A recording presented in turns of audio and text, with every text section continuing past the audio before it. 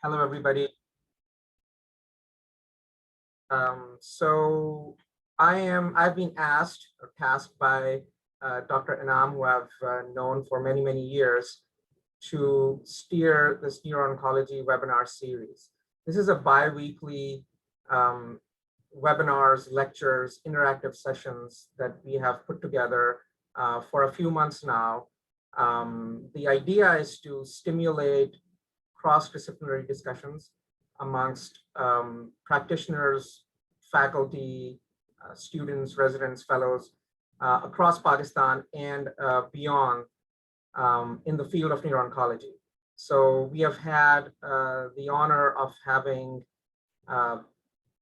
some really heavy hitters, masters in the fields, in their own respective fields of neurosurgery, medical neuro-oncology, radiation oncology, behavioral neurosciences, to kind of tell us where the respective fields are right now. And what I've been most surprised about is that the fact that there is now an emergence of very highly sophisticated studies and thinkers within the Pakistani community of academia. And it is high time that we tap into this very nascent but emerging group of researchers and thinkers within the Pakistani community and within the Southeast Asian community, and kind of promote this dialogue and move forward in uplifting the education of neuro-oncology services and field in Pakistan. So I'm not going to take a lot of time. I'll hand off to Dr. Ehsan Ali Khan, who has been the moderator for this series for many months now, and he will introduce a very dear speaker, mentor, friend, Dr. Constantinos Hadjipanayis, for today's thrilling talk. Ehsan, over to you. Thank you, sir. Am I audible, sir? Yes. Okay, perfect. So welcome all to the Neuro-Oncology webinar series, and this time as part of our second annual Neuro-Oncology Symposium. My name is Ehsan, and I'm the Surgical Neuro-Oncology Fellow at the Akhan University Hospital and member of Pakistan Society of Neuro-Oncology. On behalf of PASNO, Pakistan Society of Neuro-Oncology, I welcome you all to this session. PASNO is organizing the Neuro-Oncology webinar series, and each session in this webinar series will be an hour long and held on alternate Saturdays. During the talk of our guest speaker, all the attendees will be muted to enable the speaker to present without any interruption. Questions can be submitted in the chat box and will be answered once the presenter has finished their talk. Attendees can also raise their hands for questions. We will unmute them to speak. This session will be recorded and the link will be shared on the PASNO website. The speaker will take 30 minutes for topic presentation, and after that, there will be an open discussion between our esteemed speaker, panelists, and attendees. And today's topic of this webinar is robotic-assisted exoscope for resection of brain tumors and outcome analysis. And we are truly honored to have Dr. Constantinos Hadjipanayis. Dr. Hadjipanayis is a board-certified neurosurgeon who has devoted his entire career to the treatment of brain tumor patients. He's a professor in the Department of Neurosurgery and Oncological Sciences at the Icahn School of Medicine at Mount Sinai. He is the chairman of neurosurgery at Mount Sinai Union Square, Beth Israel, and the director of neurosurgical oncology for the Mount Sinai Health System. Dr. Hadjipanayis is considered a leader in the therapy and surgical management of brain and spinal cord tumors and has developed novel therapeutics for brain tumors in his lab. He was the first to use 5-ALA and perform fluorescein-guided surgery on a brain tumor patient in US in 2011. He also led the FDA effort for approval of 5-ALA in the US for gliomas in June 2017. Dr. Hadjipanayis is the director of the Mount Sinai Brain Tumor Nanotechnology Lab. He's an experienced professor with a demonstrated history of working in the higher education industry and is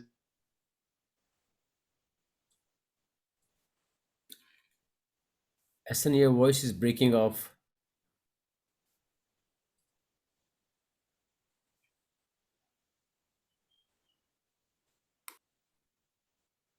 I think Dr. Khan is muted.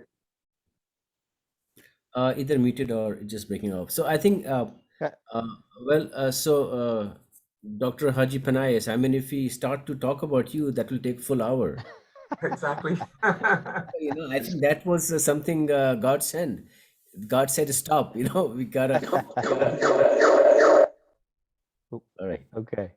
All right. Can you all hear me okay? Yes. Yes, yes, sir, we can hear you, sir. Okay. Well, great. That was a very generous introduction, and I just would really like to thank my close colleagues, Dr. Chauhan and Dr. Anam, for the invitation to present. This is the second year of the Pakistan Society of Neuro-Oncology, and it's grown so much. And congratulations to you all. This is really an excellent venue, and I really wish you all the best. So today, we're going to talk a little bit about some of my work with the exoscope, and I do have to disclose that I am a consultant for the company that manufactures the 3D synaptive device. Otherwise, there are no other conflicts in terms of my presentation this morning.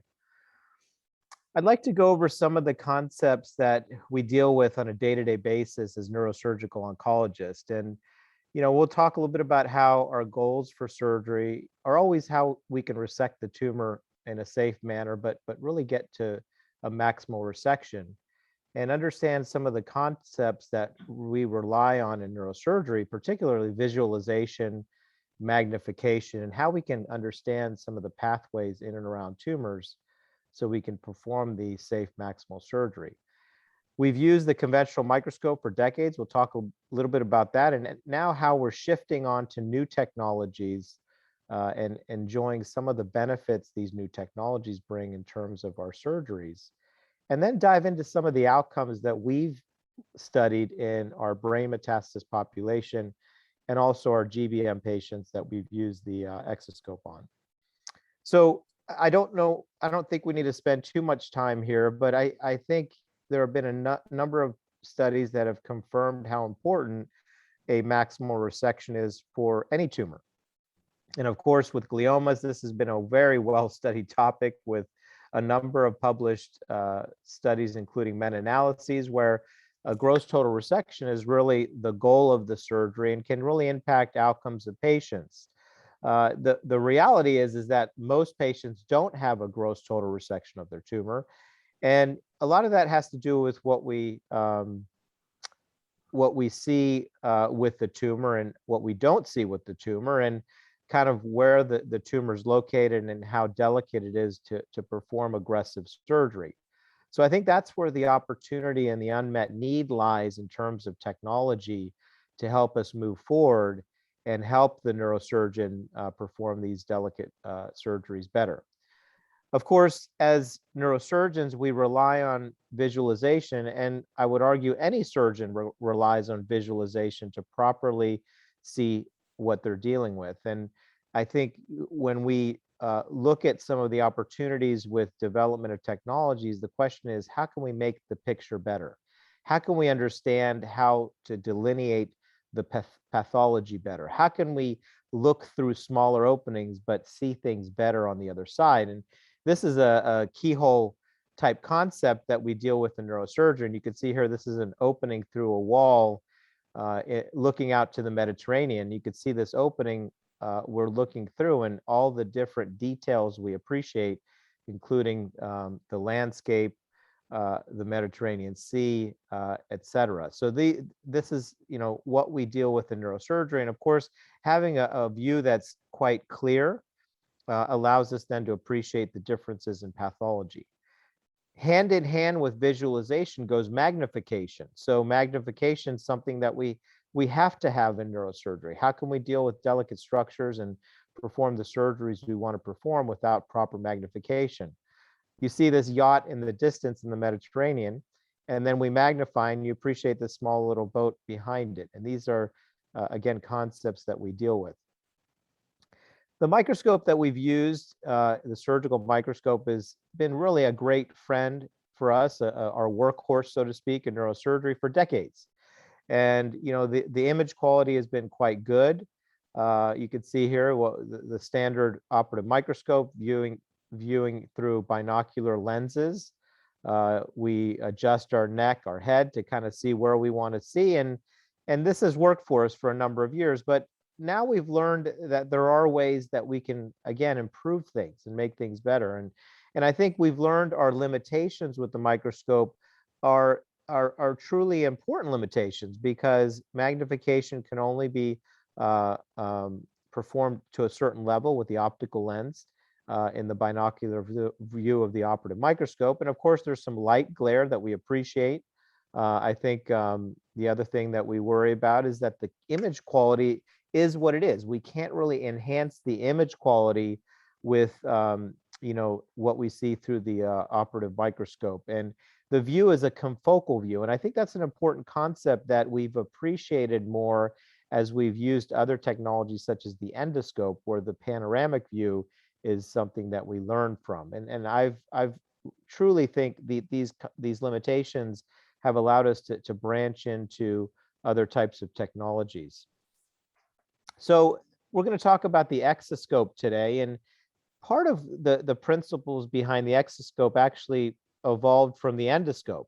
We talked about the panoramic high definition view. I mean, I think that's something that we can all appreciate with the microscope. It's confocal. You can see here this picture below. We're looking at the back of the rear of this blue car. The panoramic view lets us see a little bit more around the car.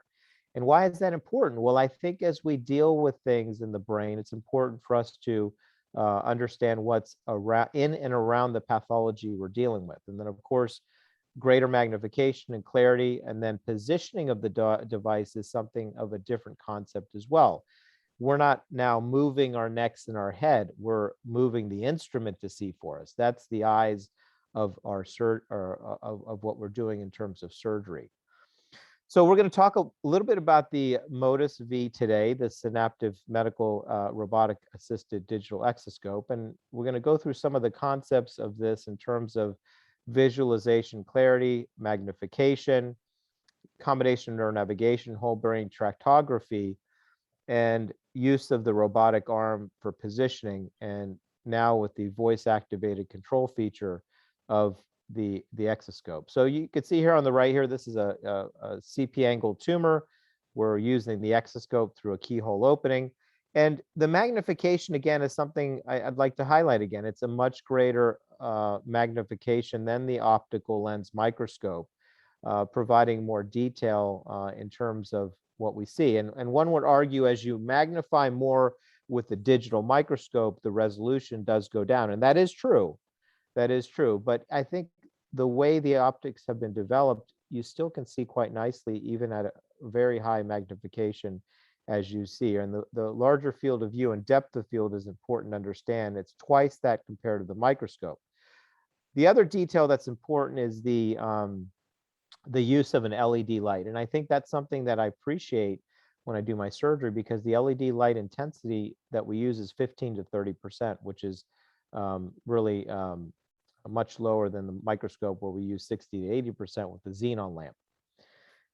So since we're talking about tumors today, we want to understand how this system can help us delineate the tumor. This is a metastasis that we'll resect completely with the exoscope.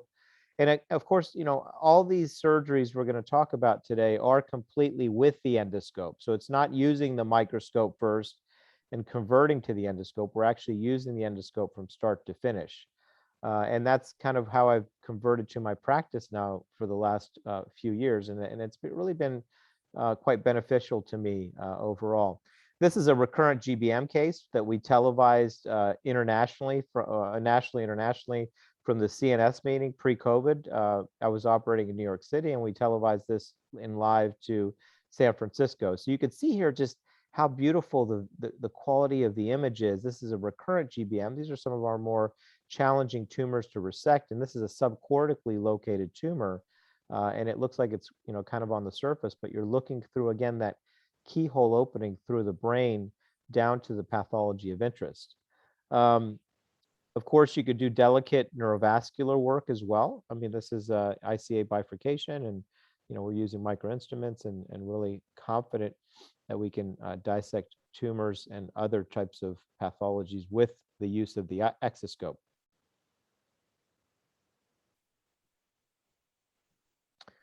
The tractography feature is something that I've appreciated in my practice and rely on it on a day-to-day use.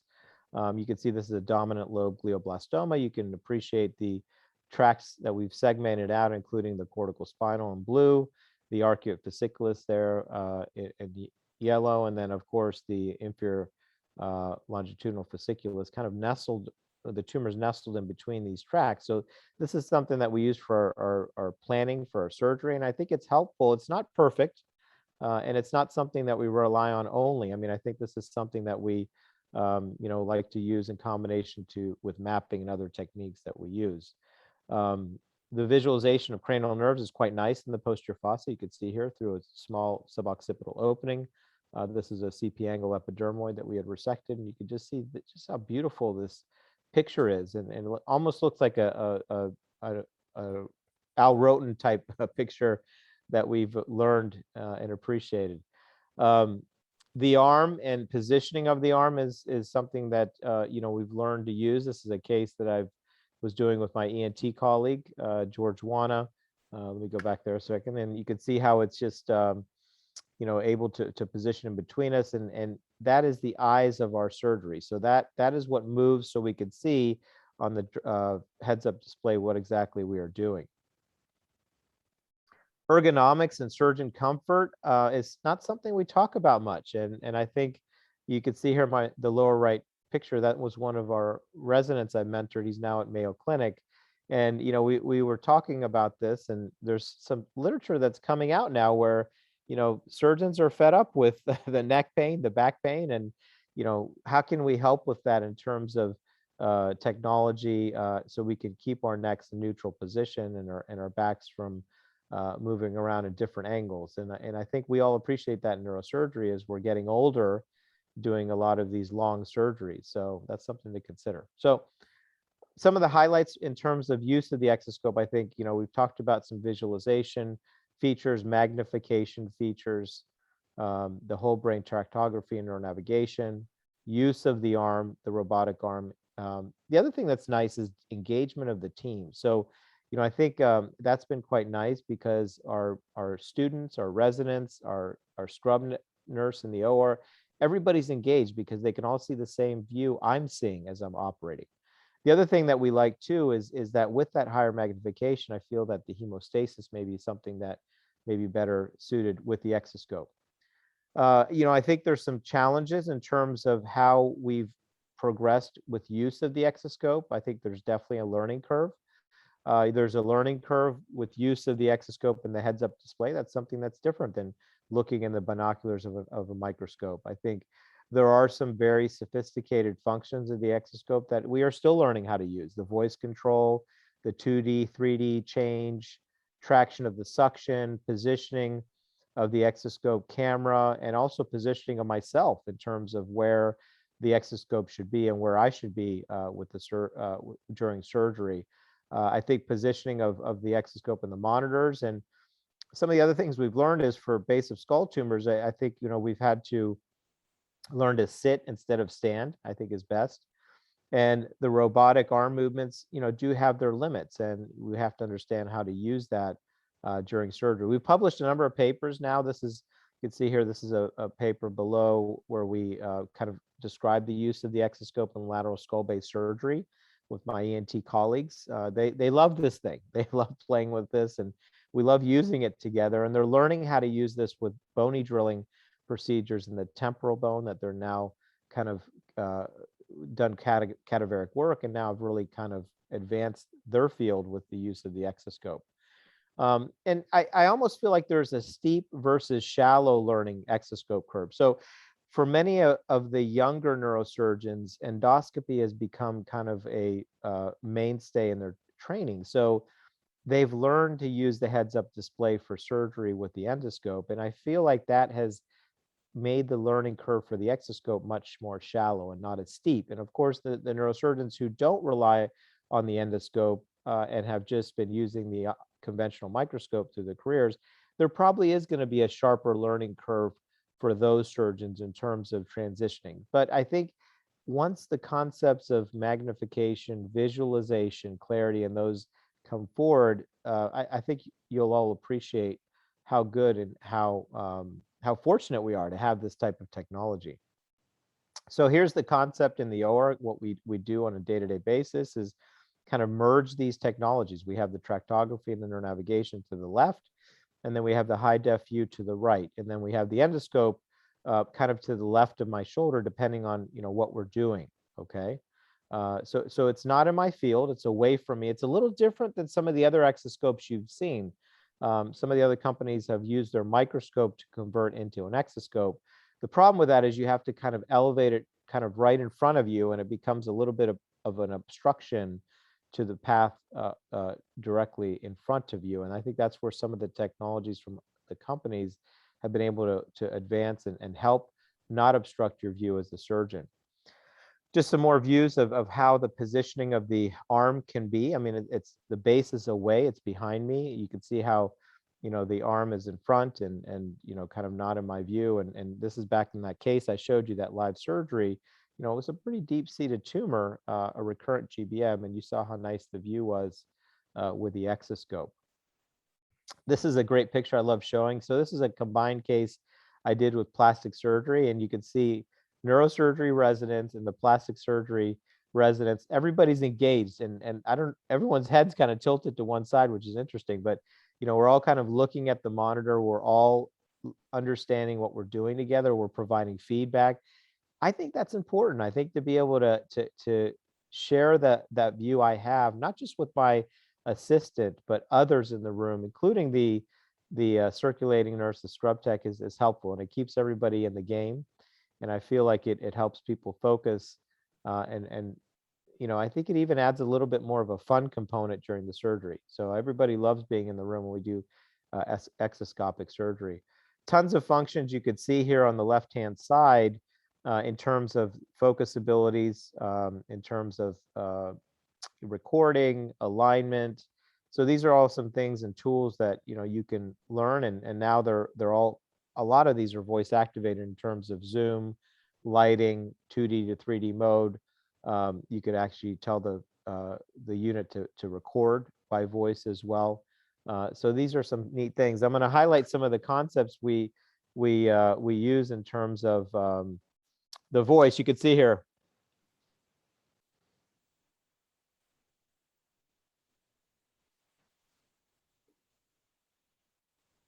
Is there a voice in here? Yeah, can you hear me? Well, Maybe we not. can hear you, but not from the video. Okay.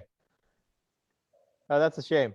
Well, so what I'm saying is, with the voice feature, I said, let there be light, and Okay. the light comes on, and I'm able to zoom with the voice feature. So I'll say, let there be light. So your first name is the Hadjipanayis then. So what we say is, OK Vimo is the voice control feature. Hmm. So when we say OK Vimo, then we announce the function that we want that to perform. So it's kind of a fun feature. It's still not perfect. The voice activated feature recognizes about 90% of what we say, and it's getting better. Just some views here of a positioning for a case, and how we can work together with our partners for posterior fossa cases. You can see here I'm sitting down, the exoscope's really above me.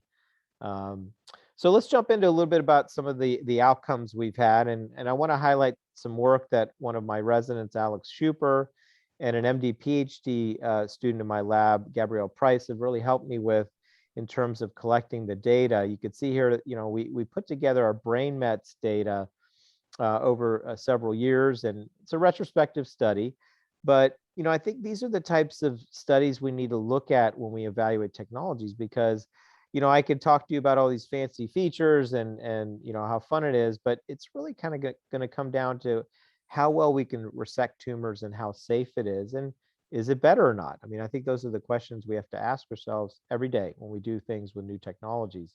So we had 31 patients we looked at, and you can see here the median age was 63, and most of these were supratentorial. We did have about a quarter that were infratentorial brain metastases.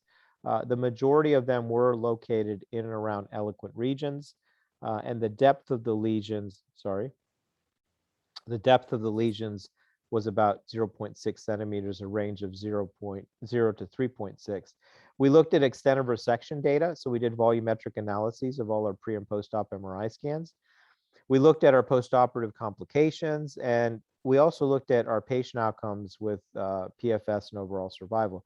This is actually in press, so it's going to be an operative neurosurgery soon. So, we're excited about that. I think it'll be the first paper that's really focused on use of the exoscope without a port in brain mets. So, I think we're excited to share that experience. And as expected, most of the brain metastases were really lung metastases, which goes hand in hand with other types of series because they are the most numerous brain metastases.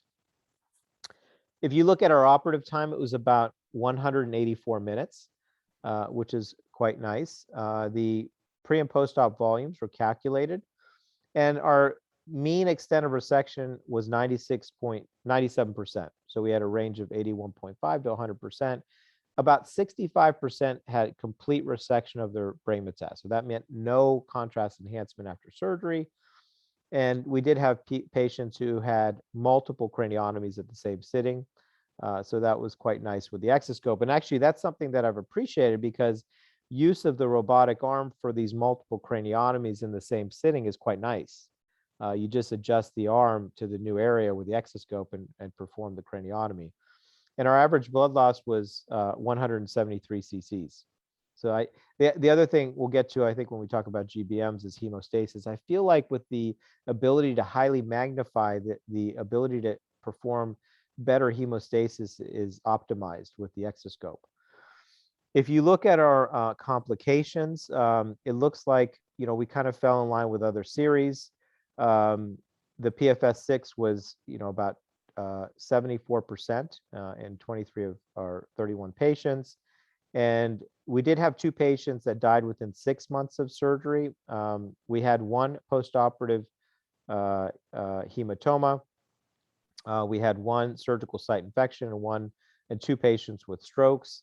Temporary neurologic deficit in about 20% and permanent about 20%.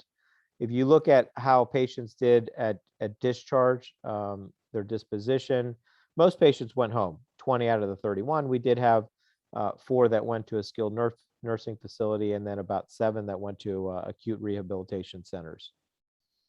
So our overall 12-month survival rate for this study in our exoscope treated patients was about 84%.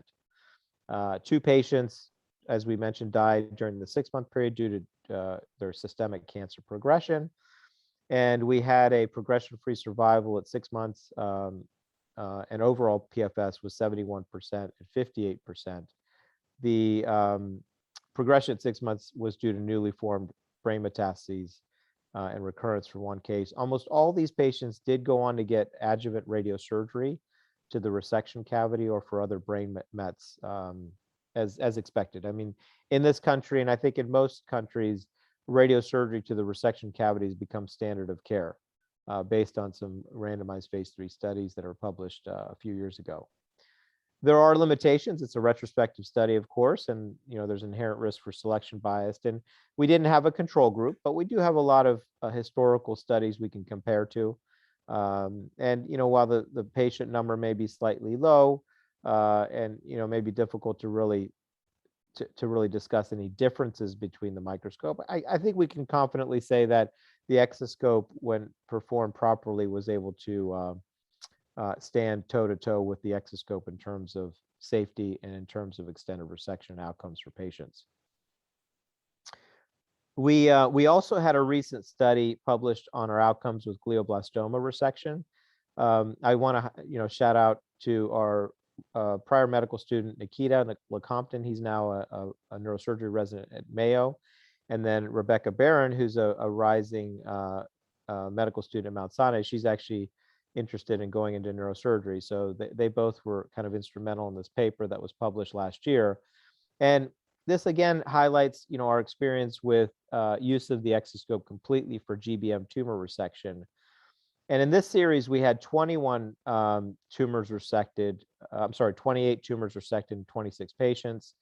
The majority were newly diagnosed, and then we did have 3 recurrent GBM tumors. Again, as in our brain met series, the majority were eloquent in location. We did perform cortical motor mapping in about 50% of these, and that's something that I do routinely in my practice for tumors that are in language or motor pathways. And volumetric analyses were completed, as we did with the brain met study, looking at extensive resection. And we defined a large extent of resection as greater than 78% of the contrast enhancing tumor. So that kind of goes along with some of the literature that's come out in the past, showing what percentage of tumors should be resected and benefit. We did look at our post-op complications, and in this case, we did look at our outcomes with PFS6. As we discussed before, whole brain tractography is really routinely done with all our patients, and we use that for our planning purposes and during the surgery itself, as you saw with the heads-up display. When I perform mapping, we use monopolar stimulation. I used to use bipolar. Mitch Berger trained me how to do that, and I've kind of shifted to that technique, and he has too, actually.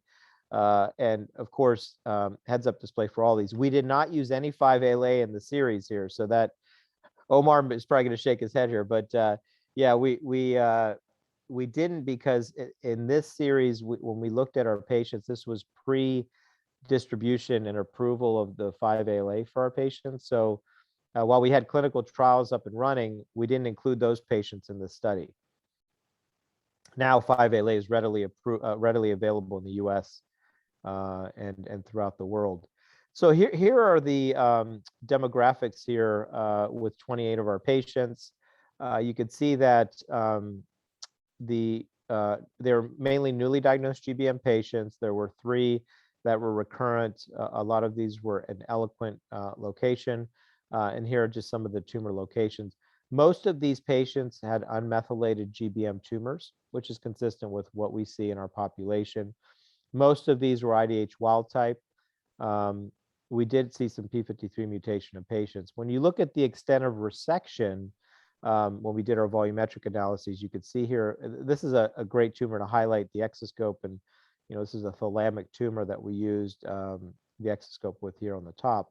But you could see that these were not small tumors. These are pretty good sized GBM tumors. And our median extent of resection was about 95%. And then when you looked at the category of patients who had a large extent of resection, which was greater than 78% of the contrast enhancing tumor, we had about 86% of those patients get through that with the exoscope. Some other parameters we looked at was the operative time, which is a little bit longer than our brain mets patients, probably because we do cortical mapping in many of those cases, which adds some time, and the blood loss was minimal. Our complications, you can see here in this table, and outcomes as well. So in terms of outcomes, our PFS6 was about 86%, which is decent for GBM. And our median months to progression was about 3.5, and we had no mortalities at 6 months, which was nice in this series. And some of the complications were all consistent with the literature. In terms of discharge disposition, most patients went home, 17%, and about 10 patients went to rehab, and 1 patient went to a skilled nursing facility. Almost all the patients went on to adjuvant therapies, including fractionated external beam radiation therapy with concomitant and adjuvant temozolomide. And then some went on to immunotherapy and some other types of therapies. We had no reoperations for any postoperative hematomas. As mentioned, the blood loss was about 220 ml. And, I think we've talked about this a little bit. This larger field of view, high magnification, and excellent clarity, I think, affords this ability to resect the tumor better and, of course, perform possibly better hemostasis. So in summary, for the GBM outcomes, I think, use of the exoscope did result in excellent long-term outcomes, short-term outcomes, sorry, with a median extent of resection of 95%. And, we had a pretty good large extent of resection in most of our patients, which I believe probably had an impact in disease progression at 6 months. And if you look at our data, it is in line with the majority of studies reporting outcomes following resection using the conventional microscope. I think, you know, a large study from MD Anderson kind of was hand in hand in terms of those outcomes. And you can see there's another study here by Laurent et al.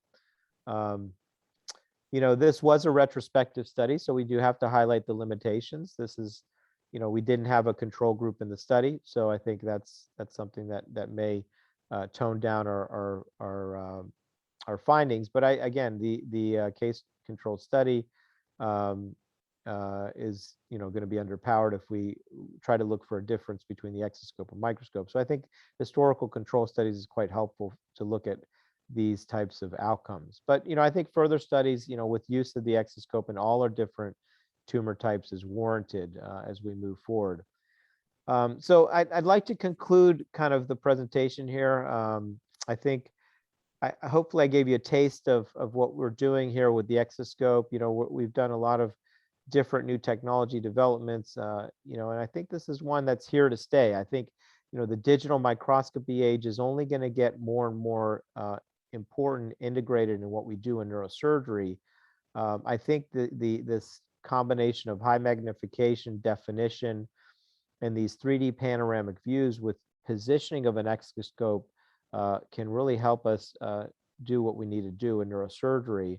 And I think, you know, as we look forward with use of our new technologies, as in this case with the exoscope, these types of studies, I think, are important to really help us understand kind of how we can safely resect tumors and how others can incorporate this in their practice. So we also have to understand, you know, complication profiles, because as with any technology, there's definite limitations. And I think that's where, you know, we have to be careful and understand the limits of what we're doing. So yeah, I think I will stop there. And I just want to thank you all for inviting me to present today. And I think this is a wonderful venue.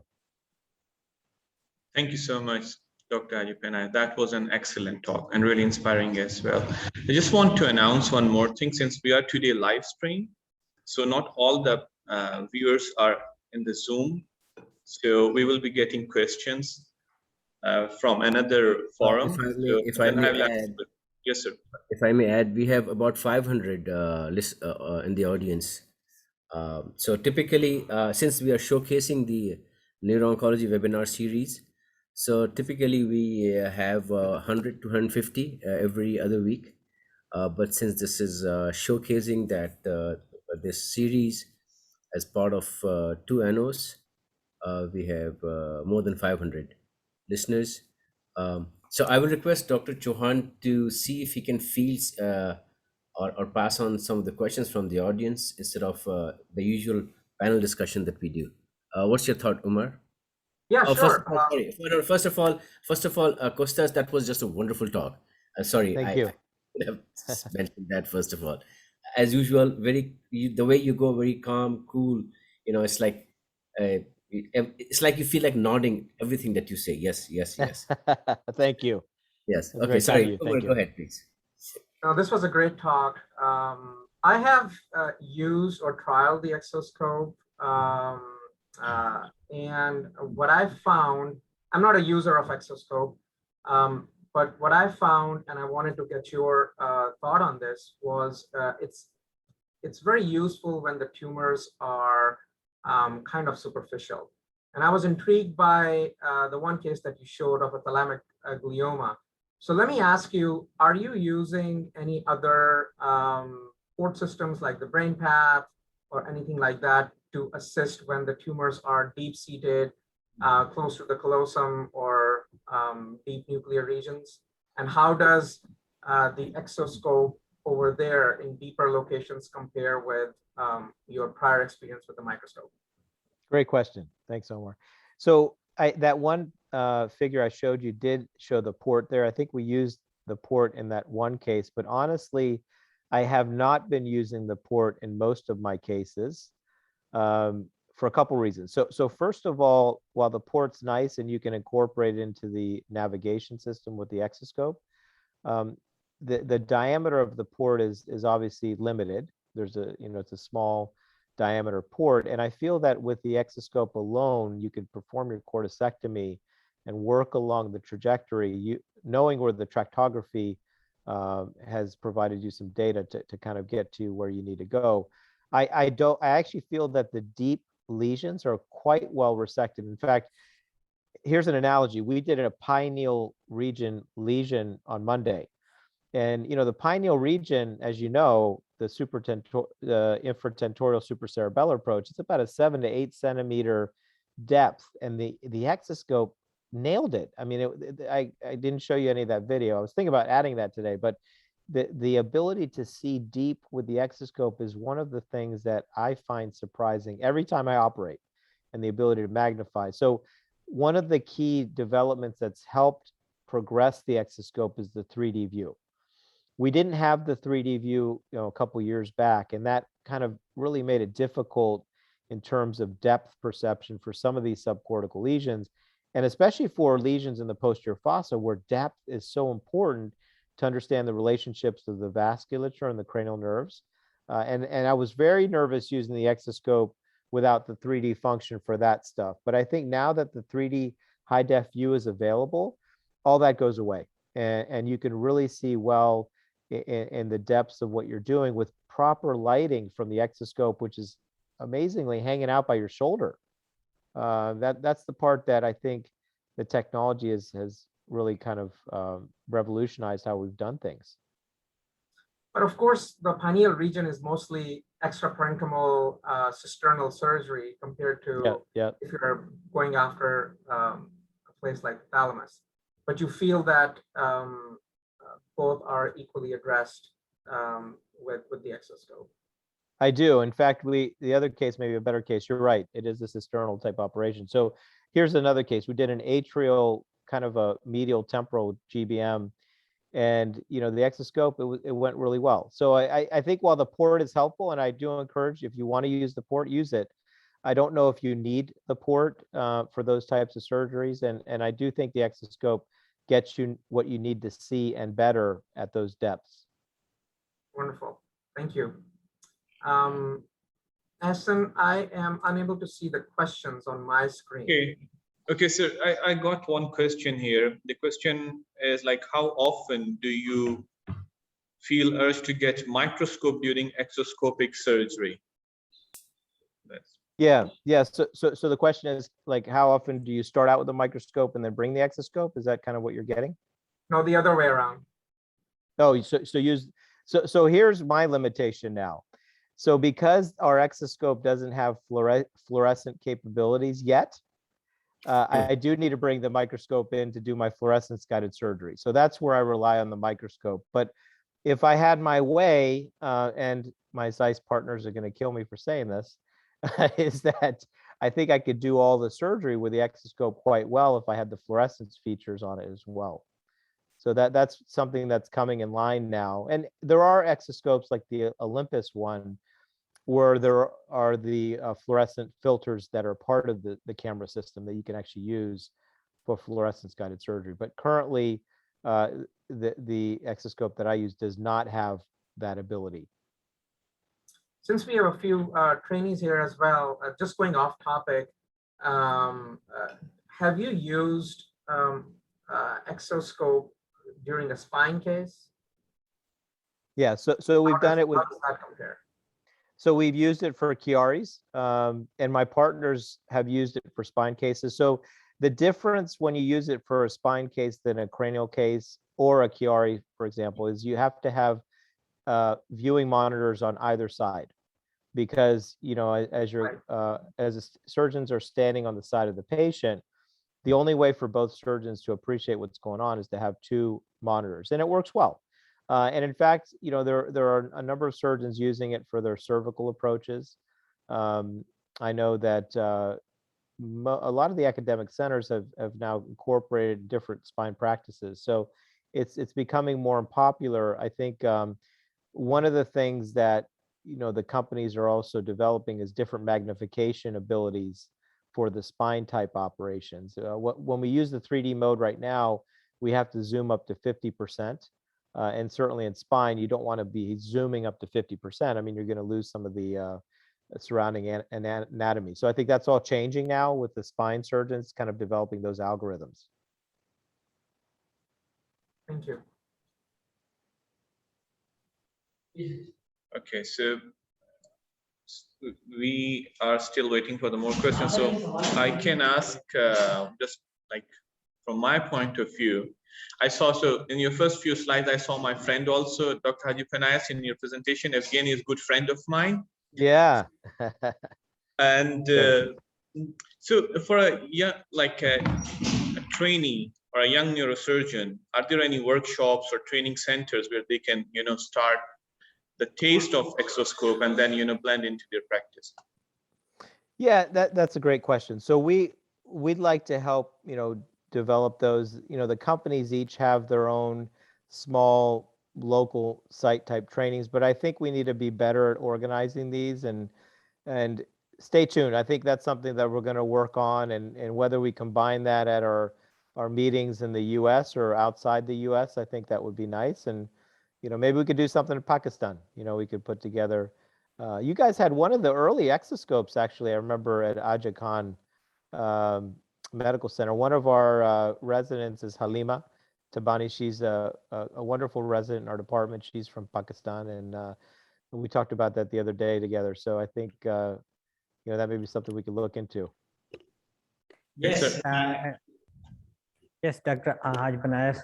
We at Khan have the honor of getting first exoscope outside the USA, and initially we had to unlearn the microscope, and then we learned the exoscope, and we used it in spine cases as well. Yeah, I think you had the 2D version, right? Yeah, but we had a 2D version, and initially, as I mentioned, that we struggled, but eventually we learned how to stitch accurately and and show the residents how to use these devices. And also it was a really good experience, especially for the teaching purposes in awake craniotomies, when the Professor Atharinam is resecting tumor and the big screen is showing, and the students and residents are just staying away from patient without breaching the sterility, and then learning the procedure and seeing him get operating on the patient. So it is really a good experience. Yeah. Yeah. Yeah, I think it's a wonderful experience. I would like to ask Dr. Athar if he would like to add some. How has been his experience of exoscope? So Costas, go ahead. Oh no, well, I would. Yeah. You mentioned the right thing, which was the problem with the 3D versus 2D. So I never really converted from microscope to exoscope because of that reason, and we never got it upgraded to 3D. We did. Spine was pretty easy doing with that, and in the depth part, I had a problem which scared me once. It was an ACOM injury, and with the blood welling up in there and exoscope, I just felt pretty lonely at that point. With microscope, you seem to have more control. So that was my experience, and we never got it upgraded to grade 3. I mean, Amin Kassam has been great help in trying to set it up for us, but then I think there was some changes in the company and things like that. So yeah, go ahead. Sorry, you're saying something, Costas. Yeah, what I was going to say is, I've lived through all the versions. So I think, the version that you had was the original one where the arm was one you had to adjust yourself, and then you had to put a stored camera head on. Right. And, now, so I think, we've learned with each of these versions, and I've had the ability to work with the company Synaptive quite closely to help develop each of these types of models. And I think, this latest one is we've worked out a lot of these kinks, and there's still some kinks to be worked out, but I think for the most part, the way the arm works, the way the 3D works, and now some of the fine tuning with the magnification and the voice control, I think it's going to be something you may want to consider again. And, I think the other part of it that we need to get done and added is the fluorescence mode. So we don't want to interrupt our surgeries, with using one technology and having to bring in another technology. It just, we like to work, and once we get in our mode of operating, we don't want to change that, right? We get in our vibe and we want to keep going with it. We don't want to interrupt our surgery. So I think that's the next modification coming. But it's amazing how, the technologies continue to evolve, but they have to evolve after we provide feedback as neurosurgeons. They really need to work with us as partners, because they don't know, kind of these small nuances, like the example you provided with the ACOM, vessel injury. I mean, that's, when that happens, all sorts of things happen in the OR, and that just cannot be recreated by a company. They have to work with us so they understand kind of what we need during our surgeries. And how frequently do you use that plastic tube? That was pretty expensive over here. It was $600, where $5,000 was the total cost of craniotomy. So You mean the port? Yeah, the port. I don't use it much at all. I think we've used it in a few cases, but we don't use it at all now. Okay. So you have a sort of weaned away from it. I have. I mean, I used it a little bit at the beginning, but I really don't use it at all anymore. Okay. I can add a little bit to that as well. I started using the BrainPath a few years ago, and I know that the great selling point of BrainPath is that it is a tractography-based transfocal approach. But I think I'm going to pick up on what Kostas just mentioned a few moments ago, that the field of view is very narrow. And if you get into bleeding, it's very hard to angle that, because then you are totally changing, especially if you are deep enough. And then, as a lot of neurosurgeons will tell you, that fixed retraction versus dynamic retraction of the brain tissue, especially if you are deep. BrainPath is kind of a fixed retraction. Yeah. And so I feel more in control when I'm not using BrainPath. Having said that, some of the cases that I've done to evacuate hematomas have been wonderful. Because hematomas, you just go in, you put your suction in, and they come out, as opposed to tumors where you may have blood vessels attached on the other side or lateral to your field of view. So I am using less and less of the port for deep-seated tumors, just like you mentioned, for those reasons. Yep. So what about, Umar? Do you use it for spine on a regular basis now? The exoscope? No, I don't. Okay. I'm not. I have trialed it, But but you haven't converted. no, not yet. So, Dr. Hadjipanayis, I'm still waiting for a more relevant question, but Yeah. I just want to get this opportunity to ask you. So, for a neurosurgeon who has never used exoscope and he wants to start using, which one procedure you would recommend? That can give him some confidence also. He does not feel lonely during the surgery. And then Yeah. what do you Yeah, think? How do you start? yeah. What that learning curve that you said, so.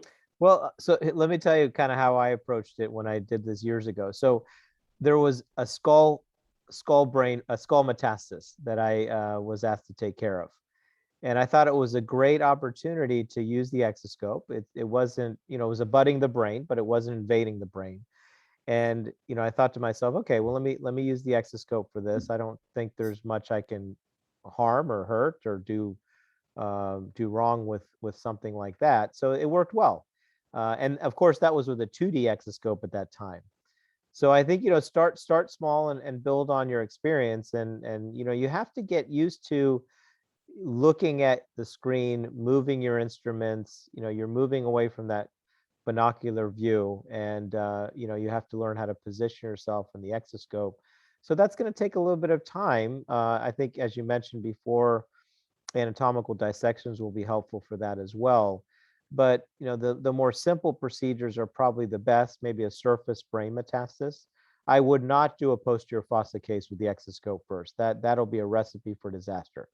I would wait to do, maybe 5 to 10 other supratentorial cases before you start exploring the exoscope for those types of procedures. And furthermore, maybe like a microvascular decompression would be a nice posterior fossa case to start after you've developed experience with supratentorial tumors. But don't go after a CP angle tumor with the exoscope. I think that that's probably one of the harder things to do. It's because of the opening, adjusting the exoscope, and then again, you have to learn how to train your brain to position the instruments properly during the surgery. I think Dr. Lagari raised his hand. Yeah. Yeah, so I was just trying to give a comment rather than a question. So my comment was that you have a kind of familiarity with the environment of the theater. Your body has a memory. Your hands have a memory.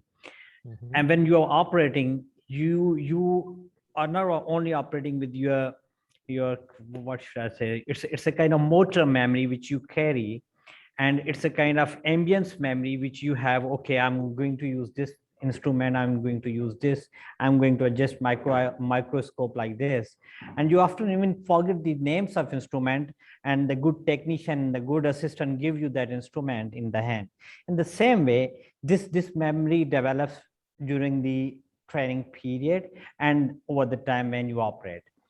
And we have kind of this memory affiliation with the microscope. So to develop that kind of association with the exoscope, it has to be in your training from outset. This is kind of thing. And for example, man of my age, who's just starting his career as a neurosurgeon at the 40, he can do that, but he has to have this instrument all the time in theater to develop kind of that skill, that motor memory with that instrument. This is just a comment. What is your thought about it?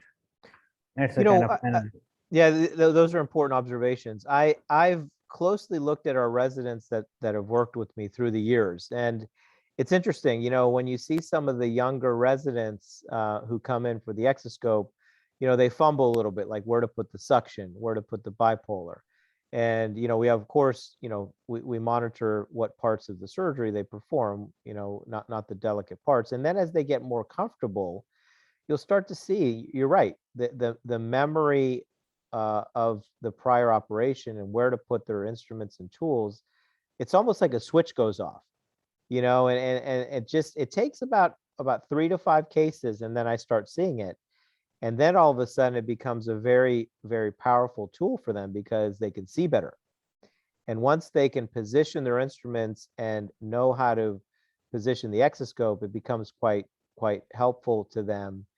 And, they enjoy those cases, but it does take some time. So, I think as we talked about with the learning curve, there's the shallow and more steep learning curve. And the endoscopy, I think, has kind of helped us all learn how to use the heads-up display, but not all neurosurgeons use that in their practice. So I think that will advance most neurosurgeons, but the ones that go right from the microscope to the exoscope are going to have to really work on it a little bit more, in my opinion. Okay, thank you. So we have one more question from the audience. Dr. Dave Pal is asking, in which areas of the industry the development of robotics is currently the most dynamic? So, yeah, I mean, that's kind of a broad question. I think with the exoscope, it's really the movement of the exoscope. We haven't really developed true robotic neurosurgery. Even in the spine, some of that stuff that's developed, Nick Theodore has led a lot of that in terms of spine robotics. I think we're far from actual robotic neurosurgery. And part of that is because of the micro neurosurgery that's required of us. The robotics companies don't have the instrumentation that we need, and that's something that would need to be developed. So we're moving along in that direction, but we're not going to be like the cardiac surgeons, the GYN surgeons, and the thoracic surgeons in terms of using robotic surgery. I think we have a ways to go. Okay, so there is another question that says, do you think that exoscope can take the place of microscope in future in neurosurgery? Well, look, I think I have to be sensitive to my microsurgical companies who have been great partners. I've worked with them for years. But I do think exoscope surgery is here to stay. I do think it's going to be a mainstay of us. And you know what? Maybe in 10 years from now, we may be, using both, but favoring one. And I told you, I've incorporated the exoscope completely into my practice. And the only time I use a microscope was with fluorescence guided surgery. So it is what it is. But I think, these two, we're fortunate in neurosurgery to have very good technologies that we can rely on. There's another question, and that is about the cost. And keeping in mind of, LMIC, they say, what do you think that in coming years, the cost would go down and then the exoscope become more available in these countries, developing world? I think so. I think it will. And remember, when you get this technology, you're getting a navigation system too. So, it's kind of bundled up with it. So, but I do think the cost will come down. So, thank you very much. That was great. Thank you very much. I think Dr. Umar Chauhan is going to close it. But I just want to make one comment. I'm so glad that Halima Tabani is with you. She was one of my most favorite students here, and she struggled a lot in different places, and then finally got to the best place. So we're really happy to have her as part of our team. So she's great. Right. So Dr. Chauhan, final remarks, sir. I think Aga Khan University has now produced a large number of neurosurgeons who are training or who have finished training in the United States and have stayed on. So it's a great school. I'm myself a graduate of Aga Khan, so very, very proud of that. Dr. Hadjipanayis, thank you so much for giving us your time and a wonderful, exciting, and stimulating talk. I hope that you will come back for another session. I will put your name down for another session in the future. Thank you so much. To do it. Thank you so much. Really enjoyed it. Thank you. Thank you so much, sir. All right. Bye-bye. Thank you.